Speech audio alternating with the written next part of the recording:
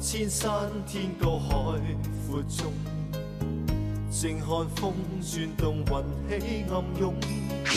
屠龙倚天，一秒斬青空。世上雖經風雪萬重，情義最終兩者不會相容。在我生命中，何日那處去追我舊時夢？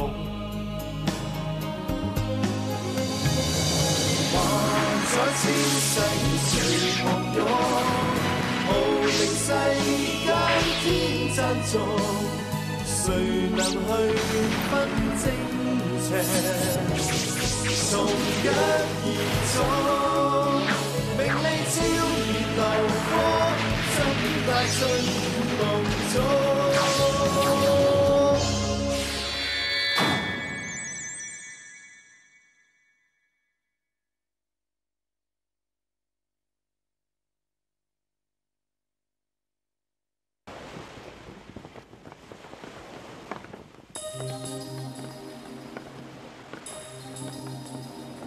我看今天只好委屈姑娘你一下了，要在船上过一夜。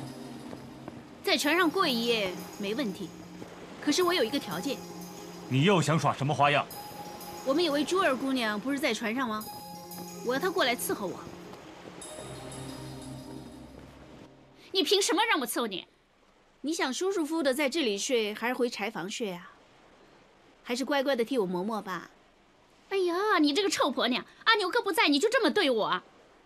哎呀，演戏也得演得逼真嘛。那我慢慢默写乾坤大挪移心法，让公子有足够的时间练成圣火令武功。哎，我啊，总觉得那个智慧王他的话不能信。他把一门大炮放在船头上，就算阿牛哥真的练得成圣火令武功啊，也抵挡不住那么大的大炮啊。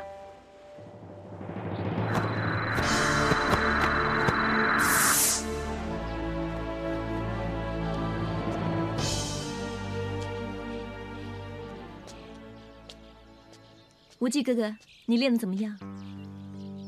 不知道为什么我练了那么久，只练成2个圣火令，我真担心。练功怎么可以这么心急？你放心吧，只要小赵他没把乾坤大挪移心法默写完，他和珠儿应该都不会有事的。你练了一整天，也应该累了，还是喝点水歇会儿吧。我不累，谢谢关心，谢谢。哎，真是郎情妾意，羡煞旁人了。赵姑娘，你说什么？没什么，我是替小昭和珠儿他们2个不值，他们2个身陷险境，而你们却在这里卿卿我我。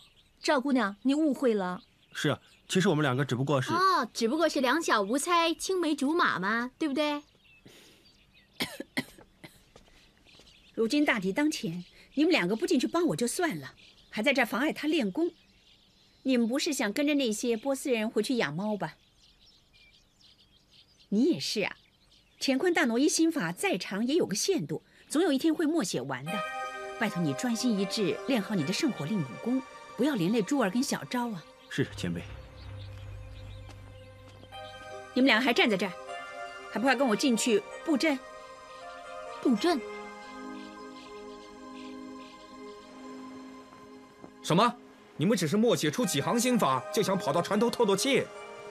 我告诉你，你们这个船舱实在小得可怜，再多待一会儿啊，我怕我们会憋死。就是嘛，一直坐在这里默写很闷的，我就快闷死了。你们啊，应该放我们出去吹吹海风，人也清醒一点嘛。哼，嘿，这什么呀？我可是好心提醒你啊，我们这位姑娘啊，她最怕闷了。要是她闷坏了，什么记性都没有了。到时候要是背错了心法，哼，我看你们2个可担当不起呀。好，就让你们到船头歇会儿，谅你们2个的武功也耍不出什么花样。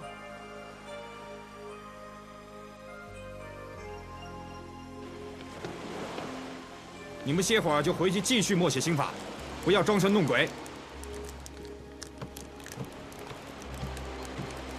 终于过了守丧期，希望尽快办好事情，回波斯就好了。回去还要重新推选一个新教主。就是，我们要重新再选一个新教主。喂，你们干什么？不要太接近炮弹，走开一点。切，凶什么嘛？没见过，觉得好奇嘛。是啊。哼。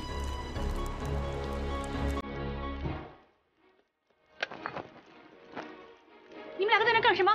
你们别过来啊！大不了一块死。小赵，快一点！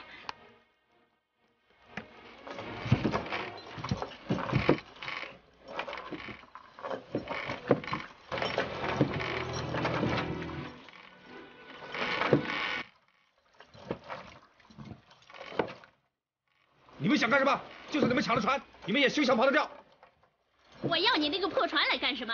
那你不要乱动啊！你乱动吓着我，我可能会点着炸药啊！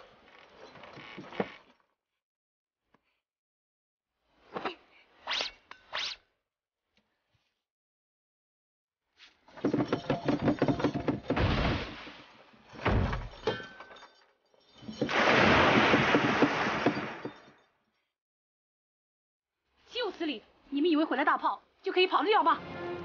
哎，你们不要过来啊！要是再过来的话，我真的会点着啊！大不了我们同归于尽。你有种的话，你就点着炮弹炸死我们，要不然我们同样不会放过你们两个。糟了，现在怎么办啊？怎么走啊？我怎么知道？别吵！珠儿，珠儿，珠儿，你怎么样？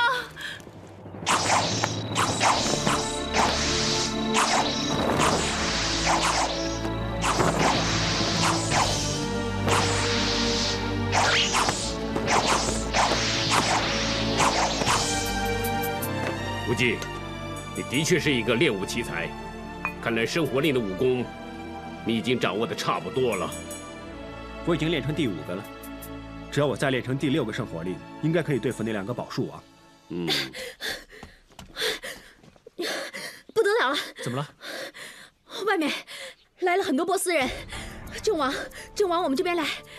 无忌，你在这儿继续练功，我跟你出去看看。快点，这边。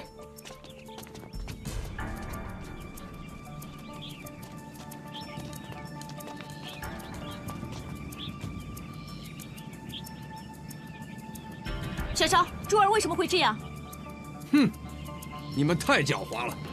假意派个丫头上船来默写乾坤大挪移心法，其实是想找机会来破坏。小赵，到底出了什么事？你们做过什么了？做过什么你们自己知道，别以为破坏我们的大炮就奈何不了你们。就算我现在不要乾坤大挪移心法，我也要把你们全都抓回波斯总教正法。哈哈哈哈哈哈！看来我谢逊今天要大开杀戒了。今天我要执行教规，清理门户，上！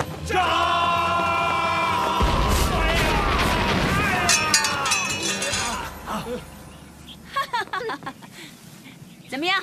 我们的功夫没有白费吧？还是龙王高见。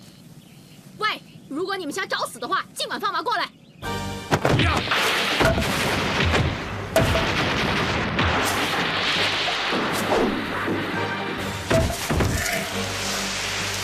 大家踩着树干杀过去！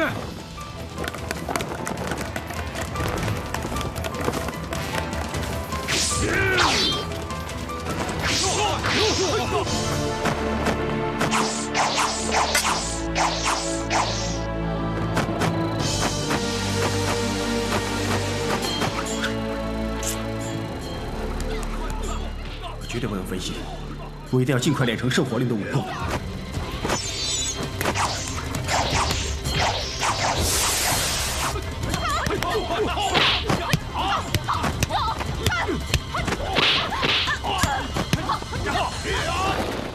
紫山龙王，金毛狮王，如果你们还要顽抗的话，恐怕今天就是你们的死期。人生自古谁无死？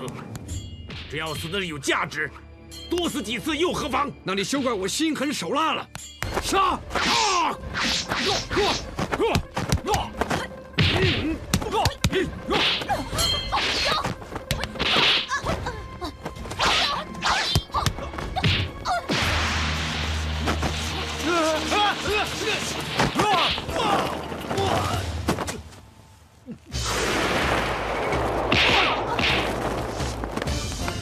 你没事吧？你再晚一点出来，恐怕就有事了。无忌哥哥，快去救你义父吧！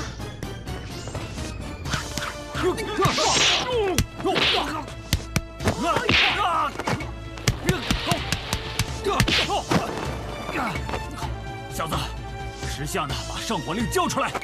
有本事自己过来抢吧，叫你见识真正圣火令的武功。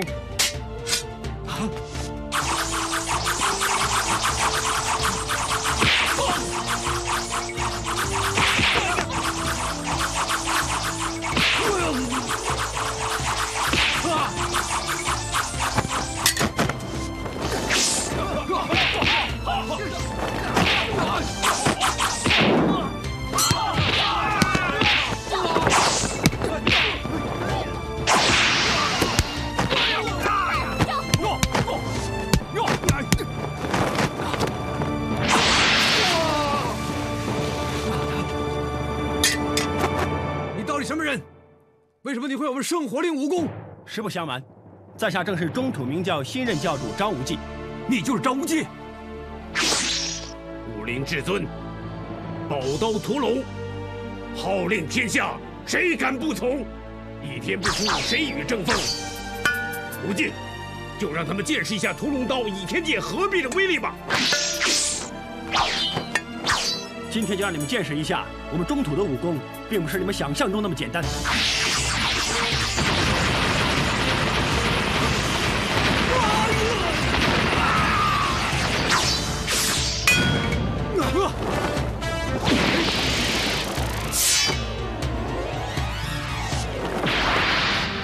扶他走。是。哈哈哈哈哈！好一把屠龙刀，好一把倚天剑。可惜我双目失明，要不然今天真的可以大开眼界了。无忌哥哥，我们回去再说。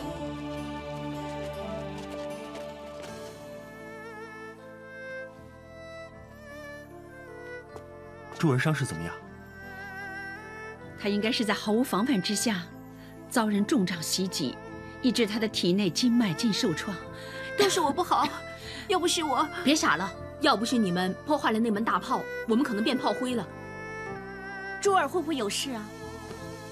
要是能够趁早带他回中原，找齐能够治好他内伤的丹药，他应该还有得救。只不过，我们还等什么？既然无忌已经练成圣火令的武功，再加上我们有屠龙刀倚天剑，BOSS 总教的人根本已经不足为惧。但是你们的伤，一点皮外伤算得了什么？我们杀出去，抢了他们的船回中原。好，我们就……什么声音？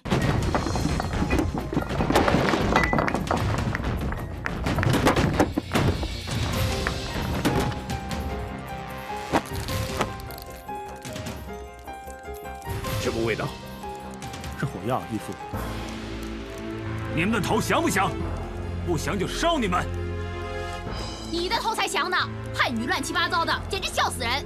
丫头，死到临头还这么嘴硬，是真英雄，我们就以武功决胜负。你这样以火药为攻，胜之不武。哼，混账！胜之岂会不武？败阵真的什么都没有了。中原人太狡猾了，我们不会再上当的。好，我们就杀出去！哎，小心！无忌，你的轻功最好，你先走吧，不要理我们。不行，我怎么可以扔下你们不管？更何况珠儿还受了重伤，我更加不可以扔下她。既然他们是冲着我而来，这件事就由我一个人独立承担。不行，韩夫人，你自投罗网，他们一定会执行教规把你烧死的。谢三哥，当然要不是因为你，我早就已经死在光明顶。谢三哥跟张教主对我有恩，今天我一条命换那么多条命，也是值得的。我怎么都不能让你去死。小昭，你听着，好好的活下去，知道吗？韩夫人，其实你没有必要牺牲自己。你们有更好的办法吗？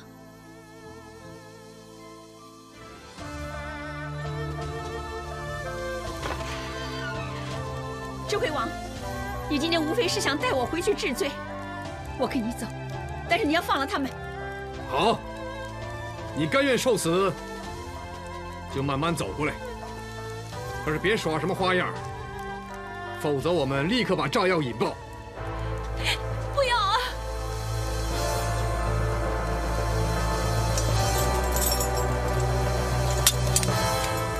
娘，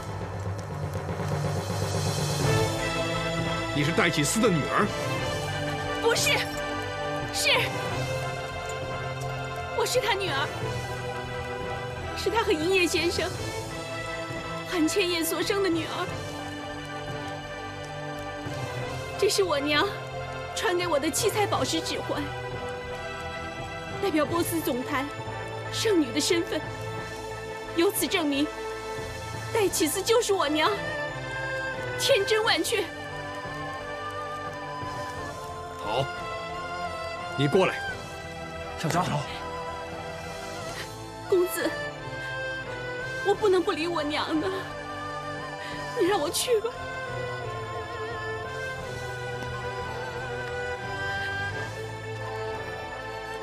小昭，你不要过来啊！娘，小昭，你为什么这么傻？因为你是我娘。你们两个跟我来。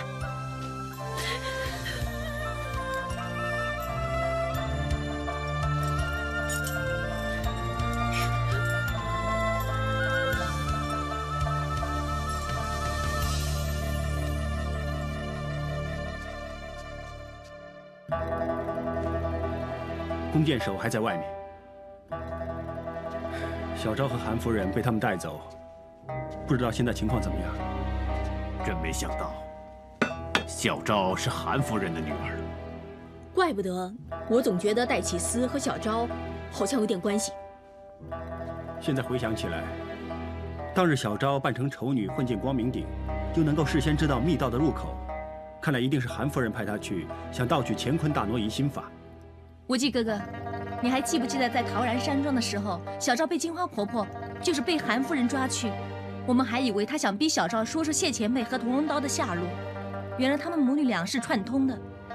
其实小昭一直以来跟着你，她是另有目的的。亏你聪明一世，却糊涂一时，这么容易被她瞒骗。这也难怪啊，一个那么美丽可爱的姑娘，对你又千依百顺、温柔体贴。我们的张大教主怎么会对她不着迷、神魂颠倒呢？他们母女俩现在被2个宝术王带走，一定是谈判讲条件，事情可能会有变化。他们会不会出卖我们呢？会不会串通波斯人来对付我们呢？小昭绝对不会做出出卖我们的事。虽然他一直隐瞒自己的身份，但是他3番2次为我舍身卖命，绝不会是虚情假意。没错，我也相信小昭。在我们坐船去凌霄岛途中，金花婆婆在我们的食物里下毒，可是第一个中毒的反而是小昭。也就是说，小昭一直知道金花婆婆会对我们不利，所以向我们示警，以身试毒。她这么做分明是帮我们，以小人之心度君子之腹，不知道谁才是小人呢？赵姑娘，所谓知人知面不知心，而且他们2个都是波斯人，我这么想也是很正常啊。你们俩不要再吵了。现在最叫人担心的是那些波斯人，不知道会怎么样对待他们母女俩。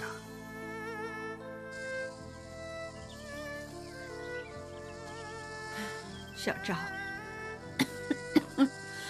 你何苦自揭身份，送羊入虎口？娘，我要不是这么做，他们便会执行教规，把你处死的。我不能让你死。我当初以为，只要交出乾坤大挪移，便可以将功抵过，逃过一死。谁知道这只是我一厢情愿的想法。如今波斯总坛教主身故，我又是圣女的传人，只要我答应做圣女，跟他们回波斯，我就会自动成为新的教主。到时候，教主之母不可杀，我就可以免娘一死了。小昭，做圣女要付出很大代价的，你愿意放弃终身幸福，终身不嫁吗？你那么喜欢那个人，你放得下他吗？他喜欢的人是赵姑娘，不是我。我又怎么敢奢望什么呢？你真的不后悔？娘做圣女的下场你也看到了，稍微有点差错就万劫不复。我不要你重踏娘的覆辙呀！娘，你受了那么多苦难，才把我生下来，并且养大成人。只要娘能够平安无事，我愿意就这么终老一生。小昭，娘，两位，你们考虑的怎么样了？小昭，你要考虑清楚才好。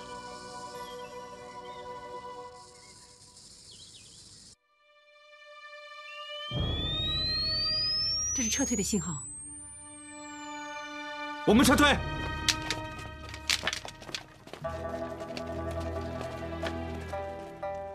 真奇怪，波斯人为什么突然全部撤走了呢？到底出什么事了？会不会有什么陷阱呢？这么看来，小昭他们可能已经跟波斯人达成了一些协议。我去看看。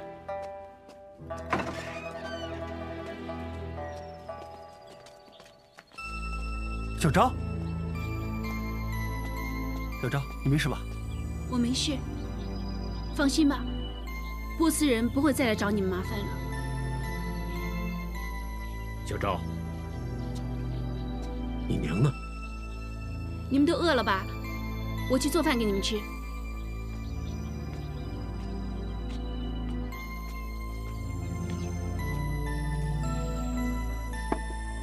公子，谢前辈，两位姑娘，吃饭了。灵蛇岛虽然没有什么丰富的佳肴，可是这顿饭我花了很多心思做的，你们别浪费我的心机啊！吃饭啊，公子吃饭了。小赵，为什么波斯人肯放过我们？是不是你答应他们什么了？小赵，你老老实实回答我，你是不是已经代替你娘做波斯总教的圣女，跟他们回波斯？你是为了救我们，所以这么做？也是为了救我娘。是我害了你。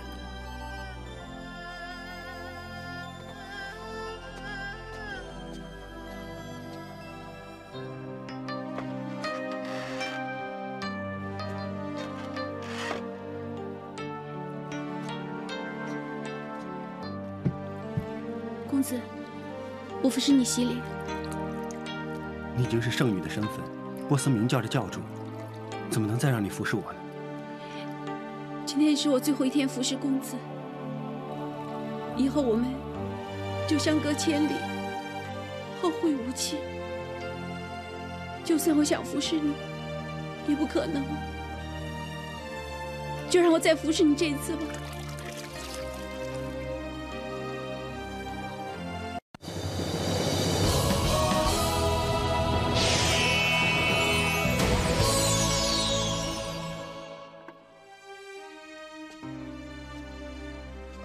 小赵，虽然你一直对我隐瞒身份，但是由始至终，你对我都是那么好。对不起啊，公子，我以前是骗过你，可是我一直都没想过做伤害你的事。就算我偷偷墨迹乾坤大挪移，我只是想救我娘一命，我绝对没有背叛你的心。我知道，小赵，我明白。也没有怪过你，要怪，只能怪我自己。你在我身边那么久，我从没有好好对过你。公子对小周已经很好了，真的很好。不够，你全心全意地追随我，是我最忠心的朋友。但是我一直没有好好的珍惜你。现在你要走了，我想再怎么对你好，也已经太晚了。小昭知道公子的心对我好，已经够了。我小时候不明白，为什么我娘可以为了要跟我爹在一起，宁愿叛教，被波斯总坛追杀。他把我生下来之后，为了保护我，免遭波斯总坛毒手，把我寄养在农家，每隔1、2年再来看我一次。他甚至把自己的容貌化妆成一个丑陋的老太婆，让戴启思消失于人间。他所做的一切，都是为了跟自己心爱的人在一起。现在我终于明白了，小昭，公子，今天要不是逼不得已，我绝对不愿意做什么波斯圣女，什么总坛教主，就算让我当天上的女王，我也不稀罕。我只想做公子身边的一个小丫头，一生一世服侍你，永远留在你身边。小昭，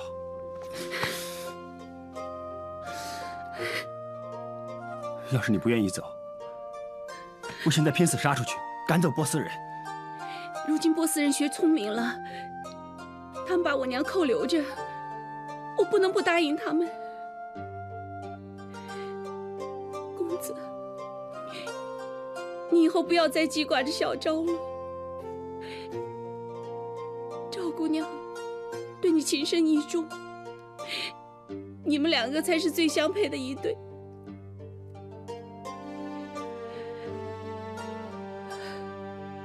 公子，我有个小小的心愿。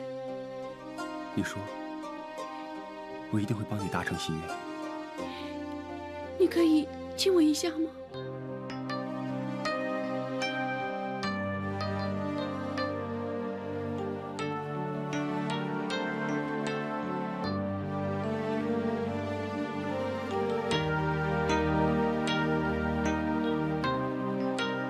我张无忌这辈子都会记着，在我的生命里面，有一个使我永世难忘的女子，她叫小昭。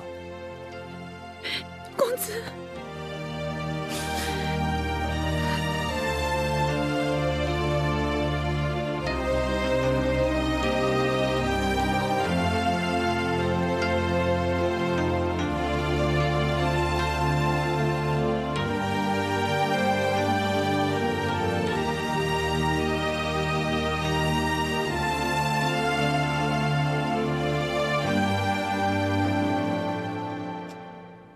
张无忌，你不要扔下我，我要一辈子跟着你。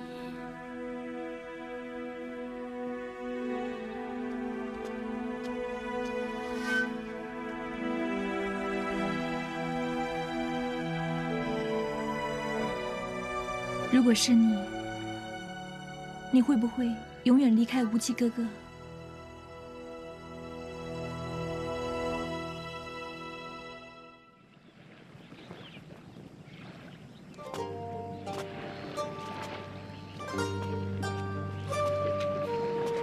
恭迎教主。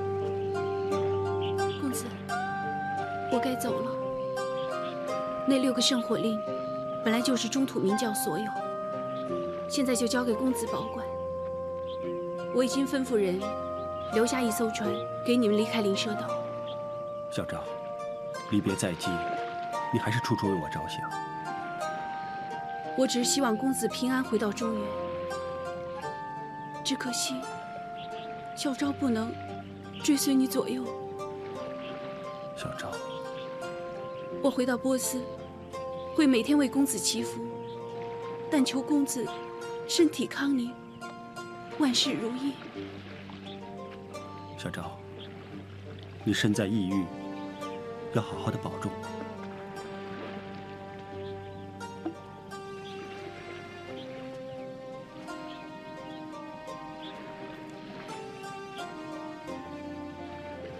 三哥，这次有幸不死，回到波斯总教面壁思过，我也会为三哥祈福，以谢相救之恩。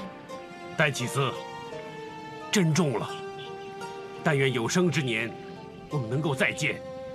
公子，后会有期。珍重。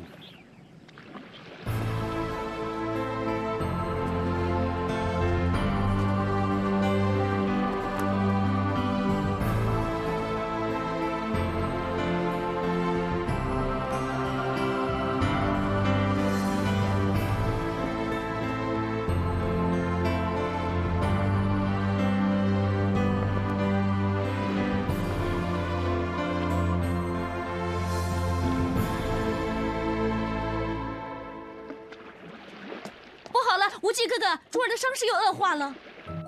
怎么样，赵姑娘？你看看珠儿，她发高烧。无忌，你跟我回灵蛇岛，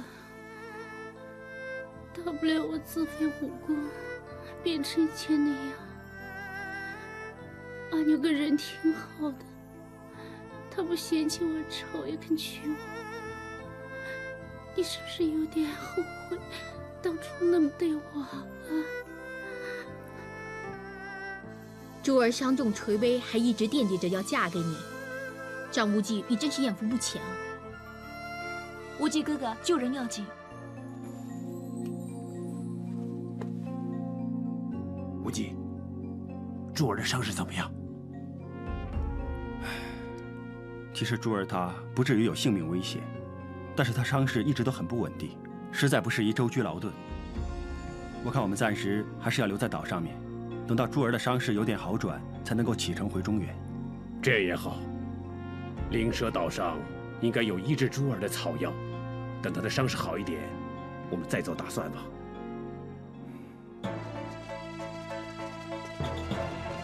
六弟，六弟，六弟，六弟，六弟，六弟，六弟，张真人，师傅，六弟怎么样？杨左使，黎婷他……张真人，殷六侠是因为救我才弄得身受重伤，如今昏迷不醒，是我害了他。张真人，我求求你，只要你能够救醒他，就算一命赔一命，我都心甘情愿，万死不辞。杨姑娘，黎婷是我的徒弟，就算你不求我，我也会竭尽所能来救他的，你放心吧。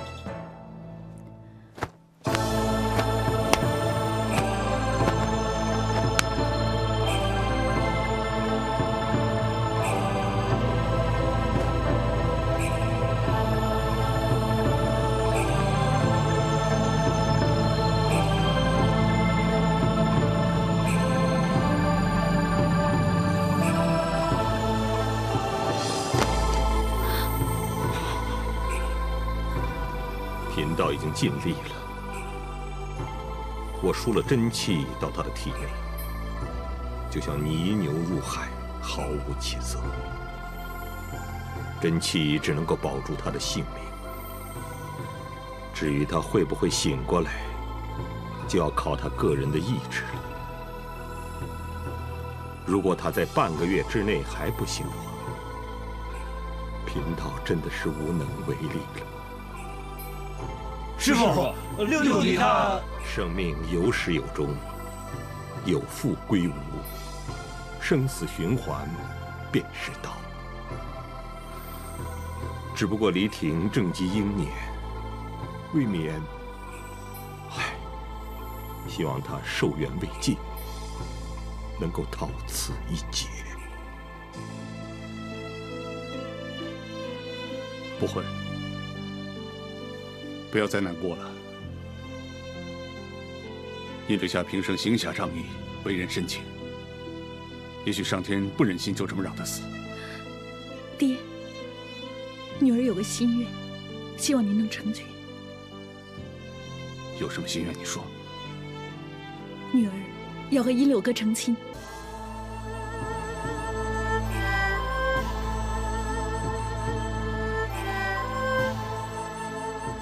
杨姑娘，你眼前看到什么？我看到一对新人将会在这里拜堂成亲。虽然新郎官昏迷不醒，可是新娘子依然是幸福快乐，因为她相信新郎的心仍然有知觉，跟新娘的心是相连的。你看清楚一点，再想清楚一点。我完全明白世俗人是拿什么眼光来看我，他们觉得我是天底下最大的傻瓜。可是我知道，我将会嫁一个可能永远都不会醒来的人。万一他离开这个世上，我就会成为一个年轻的寡妇。以后漫漫长路，要我一个人独自去走，面对无尽的孤单，还有寂寞。可是我一点都不孤单，因六哥永远都会在我心里。能够成为殷夫人，我这辈子已经无憾。假如有一天，我有幸能像张真人一样活到100岁，我将是一个快乐的老太婆，因为我叫不悔。杨姑娘，你比我上回看到你变得长大了很多。黎婷有幸娶到你，的确是她毕生最大的福气。太师傅，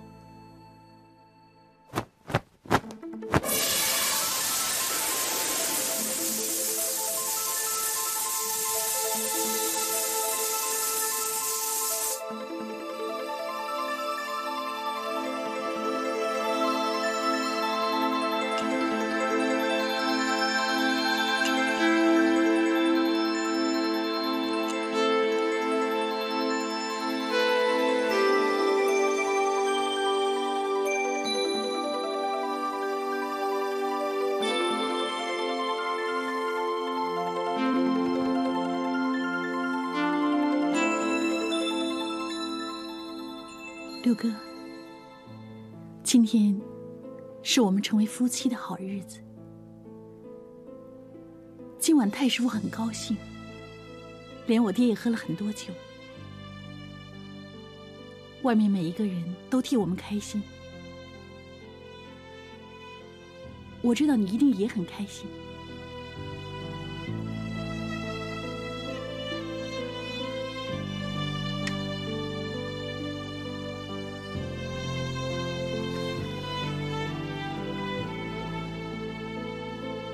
你还记不记得，我曾经跟你说过，要带你到大雪山看雪莲。虽然上回你缘亲一面，看不到雪莲开花，但是你放心，我一定会了了你这个心愿。一面看着白雪纷飞，一面看着雪莲盛开，真的很美啊！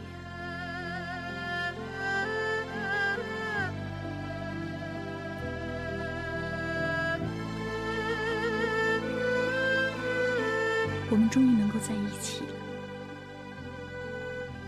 不管以后发生什么事，我们都不会分开，因为我已经是你的娘子。以后在我的生命里，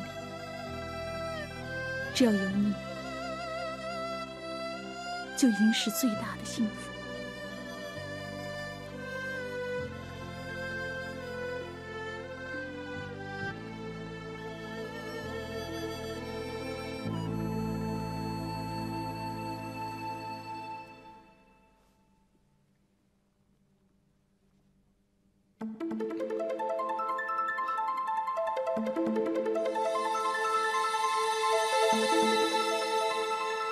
六哥，六哥，你真的醒了！今天是我们大喜的日子，我当然要醒了，看看我的新娘子。六哥，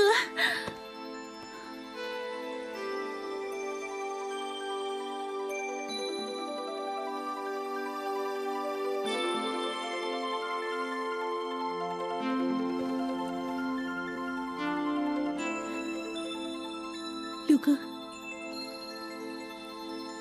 六哥，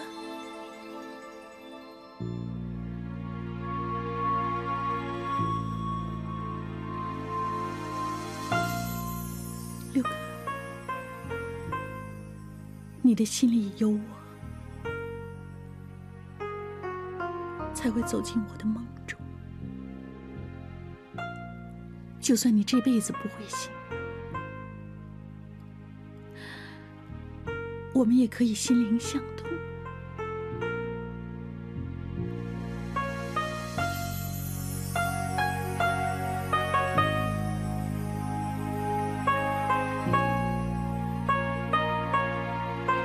去哪儿了？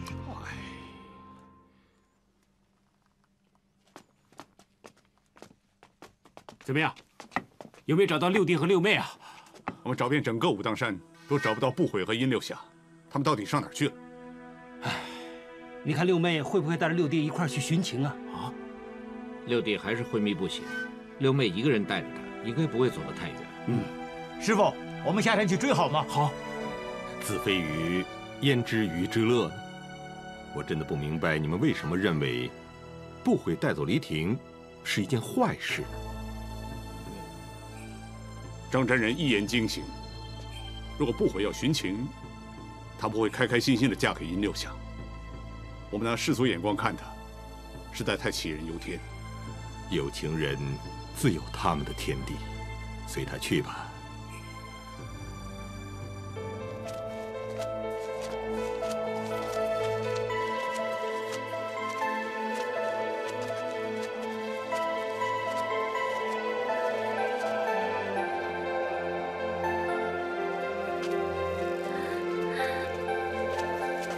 六哥，我们才走了一半路程，看来今天黄昏之前一定能够到达山顶的雪峰，看到雪莲开花的。夫人，你相公这个情形，就算雪莲开花，他也看不到了。他的眼睛看不到，但是他的心看得到。你不会明白的。夫人，我看就快有暴风雪了。无论发生什么事情，我都要帮我相公达成这个心愿。可是暴风雪会越下越大的，就算我们能上到山峰啊，未必能活着下来的。夫人，我们还是下山吧。不行，我和我相公千里迢迢来到这里，怎么可以让他失望呢？这么大风雪，雪莲也未必会开花。哎，免了，给再多银子也没用。这趟生意我不做了，你要上山自己上吧。好，你们要走的话，你们走吧，我自己一个人也可以背我相公上山。走啊！喂，怎么样？我们怎么样？别管他了。只要有心的话，我们一定能够看到雪莲。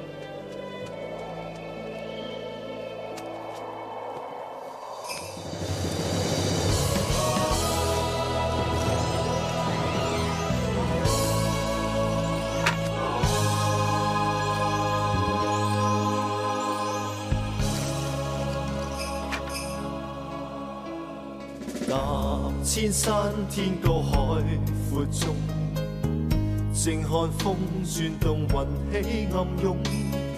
屠龍倚天，一秒斬青空。世上雖經風雪萬重，情義最終兩者不會相容。在我生命中，何日那處去追我舊時夢？還在千世誰旁擁？號令世間天讚頌，誰能去分？